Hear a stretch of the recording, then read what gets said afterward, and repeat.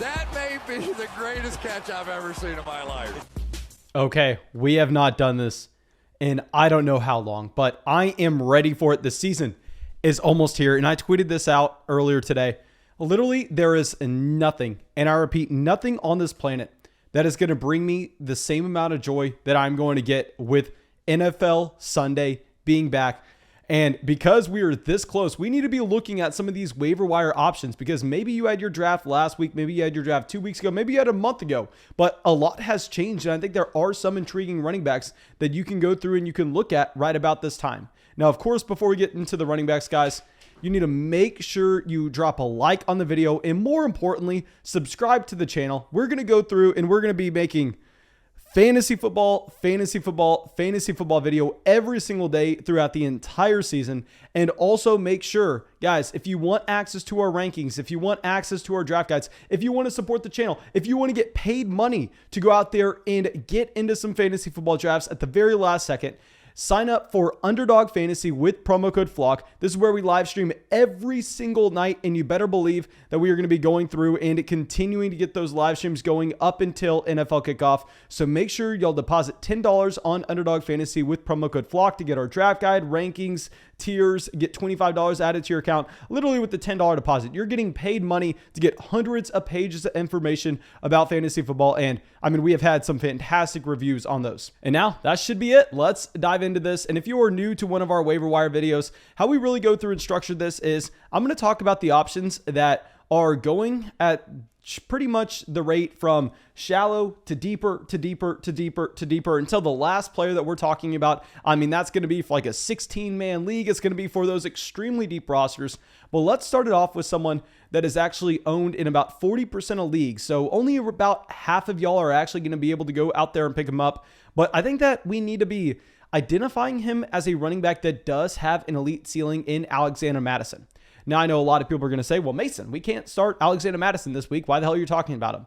And a big thing that I want to focus in on, guys, is the fact that we have to be understanding what we're looking for in a running back on our roster at the beginning of the season. Obviously, we won't want those studs at the very top, but what are we looking for on the bench? We are looking for someone that has the upside, the path to eventually becoming a high-end running back 2, low-end running back 1 in fantasy. So while James White, yes, James White, of course, is most likely going to outscore Alexander Mattison this upcoming season, are we really wanting to use that roster spot on a James White at the beginning part of the year? Because White, he can be very impactful for you in terms of you being able to go out there and put him into your starting lineup for your running back 2 spot. And he may be able to get you, I mean, solid running back 3, running back 4 production. And that's going to be useful during those bye weeks, during the weeks where you're dealing with a ton of injuries. Well, it's week 1, guys. You shouldn't have that many injuries on your roster, or you drafted incorrectly. You shouldn't be going out there and dealing with any bye weeks at all. So we know that all of those deep running backs that are going to be on your bench, they're going to be on your bench for the next 3 or 4 weeks. So we're trying to identify the players that what if we see the same thing that happened to Travis Etienne, the same thing that happened to Cam Akers, the same thing that happened to J.K. Dobbins occur to a Dalvin Cook this upcoming season. What we'll actually have is Alexander Mattison jumping up into a 3-down role. And guys, I know a lot of people are going to come out here and say, well, Mason, we haven't seen Alexander Mattison do it before. I mean, we had Dalvin Cook get injured at the end of 2019, and Alexander Mattison didn't come out, and he didn't turn into this 3-down running back. Well, y'all have selective memory, because y'all can remember the fact that Dalvin Cook did get injured at the end of the 2019 season. And at the same time, Alexander Mattison did not go out there and he did not turn into a bell cow running back.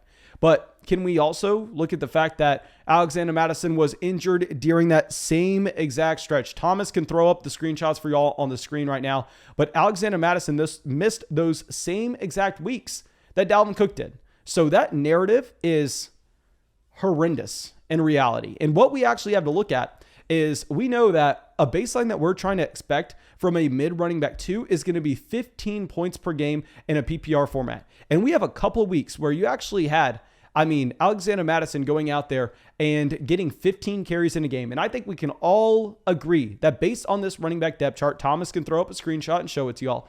But if there was an injury to a Dalvin Cook, Alexander Mattison would at the very minimum be getting 15 carries a game, potentially more, to be honest. And here in those 2 games, Alexander Mattison dropped 29.5 points, and then in the other contest, 16.6. And what we really want to look at is the last week in 2020 where Dalvin Cook did not play that game. And well, hell, finally we get a game where Dalvin Cook misses and Alexander Mattison plays. And he drops almost 30 points. He drops 29.5 points, and he's a top 5 running back that week. Now, I'm not saying if Dalvin Cook goes down, all of a sudden Alexander Mattison is a top 5 running back. But what I am saying is I'm saying that, well, can he not be a top 15 option? Because I think that he could. So instead of wasting like your last roster spot in weeks 1, 2, 3, if you're playing in a shallow format on someone like a James White, a JD McKissic, while yes, they're probably going to outscore Alexander Mattison this upcoming season, we know that their top end range of outcomes, I mean, their ultimate ceiling is going to be significantly lower than what you have for a running back that profiles to be a 3-down guy that if an injury were to occur, I mean, he can go out there and he can take advantage. Okay, so now let's go a little bit deeper here. Okay, so this is going to be a player that is only owned in about 28% of leagues currently, and this is going to be Tyson Williams. And here with Williams, I mean, yes, I will be the first one to admit, not that talented, not a talented running back in the slightest. I would say that he is definitely just an average guy, definitely just someone that you would actually see on like an NFL practice squad.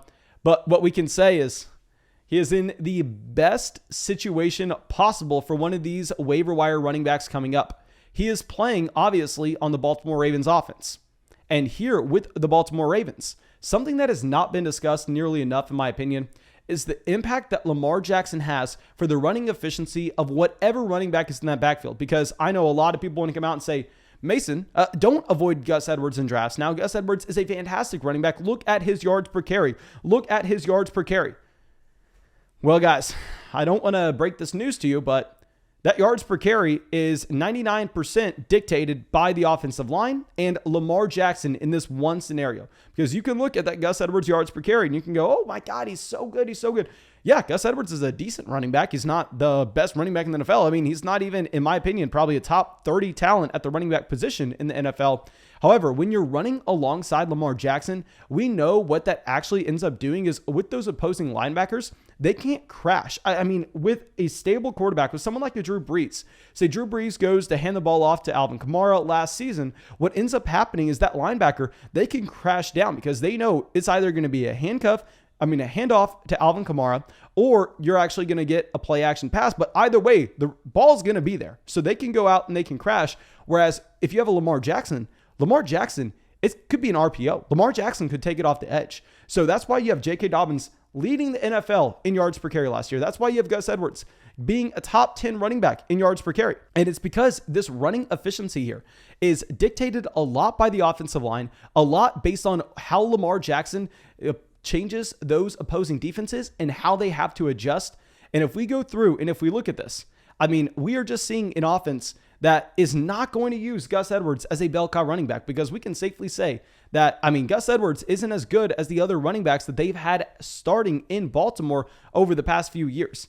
And in 2020, the running back one on this team actually saw 144 total carries.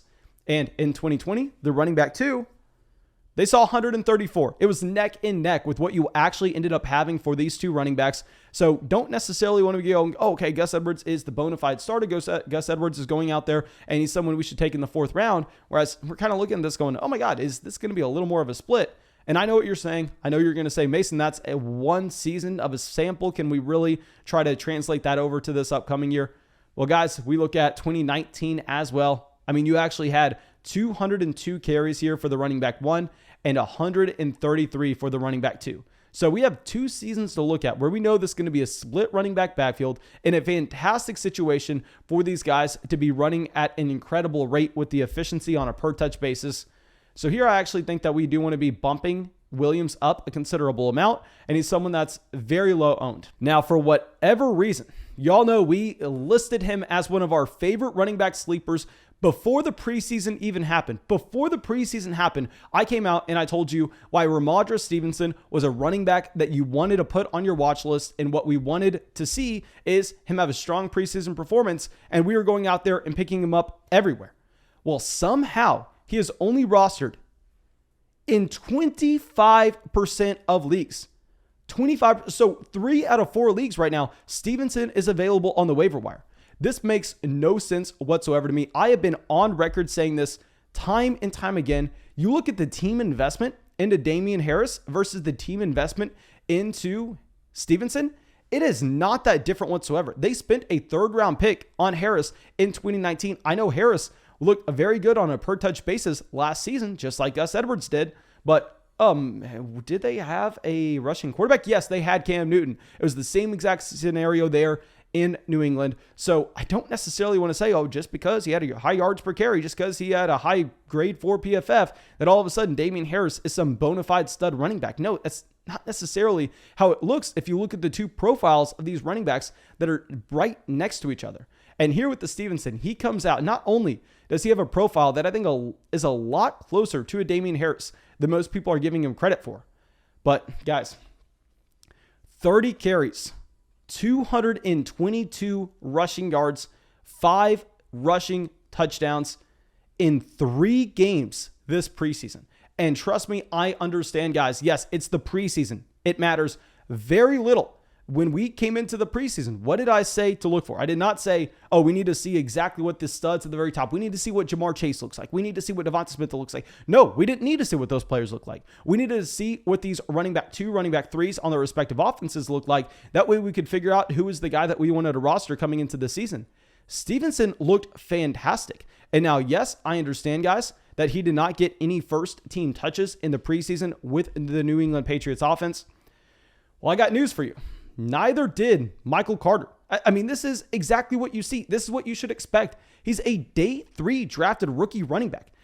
In the history of day 3 drafted rookie running backs, it doesn't matter what happens. It doesn't matter if they do break out that season. They're not getting touches with the first team in the NFL offense. That's not how the NFL works. You have to earn those touches. You have to continue to progress because nothing is given to you whatsoever when you're falling to round 4 of the NFL draft at the running back position. So yeah, now they go out there. Obviously, they trade away Sony Michel. You don't need me to tell you that. And I think Stevenson is someone that's going to be active on game days. I think it's going to be someone that is having a small role. Yes, of course, Damian Harris is going to be the running back 1 to start the year. But with Stevenson, we go, he's already proven to be a more effective player in the receiving game than Damian Harris has. So what happens if James White gets injured? James White gets injured, then all of a sudden Stevenson may be playing on passing downs. What happens if Damian Harris gets injured? All of a sudden Stevenson's playing in the early down role. And what happens if Damian Harris isn't that impressive? Well, they have Stevenson right there, and they could always go to him because the team investment into Damian Harris is a lot less than what a lot of people want to admit. He's someone that did absolutely nothing his rookie season. And I'll say, I definitely have to be a lot higher on Damian Harris. Remember when he was going in the 8th, 9th round, whenever Cam Newton was the starting quarterback there, and they had Sony Michel on the roster? I mean, I didn't love that price, but if you can somehow get Damian Harris in the 8th round now, that's fantastic. Of course, you're not going to be able to. He's someone that's now going in the 6th, 7th. That's going to be a fair price, but I think that this situation has just opened up entirely for the entire running back backfield. And if you can get one of these guys off the waiver wire like a Stevenson, I think that's going to be fantastic. Now let's talk about another running back that was drafted on day 3 this past rookie draft. It's going to be a Chuba Hubbard. And guys, I understand with Hubbard that he's playing behind Christian McCaffrey, very similar to what we actually have with an Alexander Mattison. These guys, if we get to about week 3 or week 4 and you need some production off the waiver wire, you go, okay, well, Mason, I had an injury to Joe Mixon. All of a sudden, I'm having to fight for someone to come in to be my running back too. Then hell, go out there and go pick up that running back off the waiver wire that's going to have a small role on his offense so you can go through and you can plug and play him, no problem. But at least for the few weeks to start the season, you're not going to need that depth at the running back position. So instead, we are taking these high upside shots. Chuba Hubbard is going to be a guy that you want to have on your roster because you think Mike Davis was productive in this situation when Christian McCaffrey went down last year. Chuba Hubbard, I want to make the argument, is a better running back than Mike Davis. Chuba Hubbard, if y'all go back to 2019, guys, at Oklahoma State, 2019, his sophomore season, listen to this, hear me out. 13 games, 328 carries, over 2,000 yards, 23 receptions, and 21 rushing touchdowns. This was someone that was a Heisman finalist. This is someone that was actually going into the 2020 season as a Heisman favorite. And I will say that I hate it. I hate it when someone brings up a COVID excuse with it being anything. Going, oh, it was a weird year. Oh, it was a weird year. We couldn't do blah. No, it's mainly just excuses given by people. But if I'm ever willing to give an excuse to a player, it would be someone that clearly had the talent that all of a sudden the past season it kind of just completely disappears. He's dealing with an injury through 2020. Obviously, he had some off the field stuff going on with his coach. And yes, that may play into his 2020 season. So now he falls in the NFL draft. But going back to it, we know he has the talent. And we know that this is a situation where if CMC goes down, you have a 3-down running back emerging. And I think that guy could be a Chuba Hubbard. Now, of course, I will say that this is not someone that you're going out there and having to pay much for at all. It's a waiver wire guy. I'm pretty much saying that he's probably worth a roster spot. He's only rostered right now in 20% of leagues. And now let's go out to a very deep option. He's available in 90% of leagues. So if you're playing in an 8-man, if you're playing in a 10-man format, this is not your guy. This is going to be someone that if you're playing in like a 12-man, a 14-man, or a 16-man league, and you have an extended bench, then pick up Ty Johnson. Because here with Ty Johnson, I mean, while yes, he is not someone that we're going to be wanting during the fantasy football playoffs, while yes, he will have no role on his offense by the time we get to then, this is a player that you could end up seeing just split that role with a Tevin Coleman at the beginning of the season if they do not incorporate Michael Carter in right away. He is someone that has proven that he can be an effective pass catcher on this team. And now with a Ty Johnson, I will also say that we don't necessarily need to go out and say, well, we're going to be rostering him for 8 weeks into the season. No, you roster him for the first week. And it's not a Chuba Hubbard situation. It's not an Alexander Mattison situation. If he does not have the role that you want to see the first week on the Jets, then, I mean, you cut him. It doesn't matter. I mean, you're probably going to have another waiver wire guy that you'd like to pick up after week 1 regardless. But I at least want to pick him up and see exactly what the role is going to look like. And our last player is currently available in 95% of leagues. And this is just for those very deep formats. I mean, if you're playing in a league where you have an extremely long bench, or if you're playing in a dynasty format, this could definitely be for you. But it's going to be Tony Jones. So here, Tony Jones, he wins, at least quote unquote, wins the running back 2 battle there. And maybe, just maybe, he's going to be playing over your guy in Latavius Murray. And if he's playing over Latavius Murray, he is 100% someone that needs to be rostered because while yes, this offense isn't going to be exactly what it's been in the past, we know that he could have a ceiling to make it into the starting lineup if anything were to occur in that situation. So I at least want to be holding him on those very deep leagues for week 1 to see exactly what his role is going to be. But of course, you have to know your format and you have to know who you're cutting if you're going to be wanting to go out there and pick him up. Now, thank you again, my dudes. If you have yet to already, go down there, subscribe to the channel, drop a like on the video. It helps us out so much. And also, guys, use promo code FLOCK on Underdog Fantasy. Make that $10 deposit.